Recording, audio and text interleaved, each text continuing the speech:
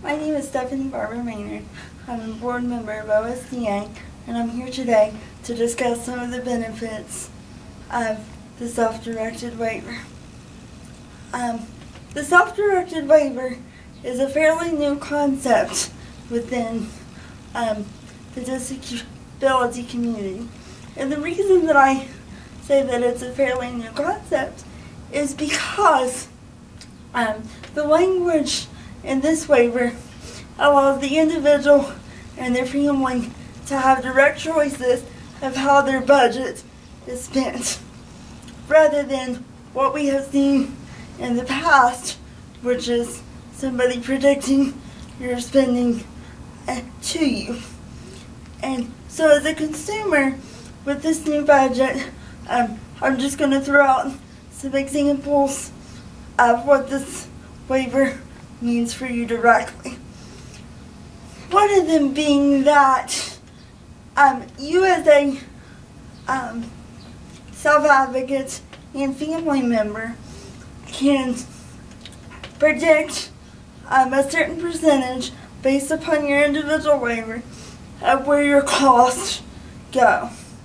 And for example, one example that comes to mind in particular is that you will be able to, with certain guidelines, determine how much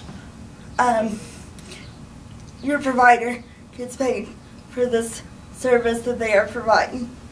In addition to that, not only will you be able to have a voice with that, your voice will also be heard in terms of medical services that you need and individual personal services that you need within your home.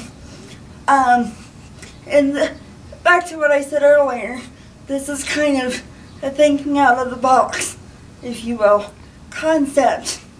And the fact that this self-waiver allows you as a consumer and your family to not necessarily have to utilize individuals in the system to meet the needs of your services. You have a voice on who is meeting those services for you.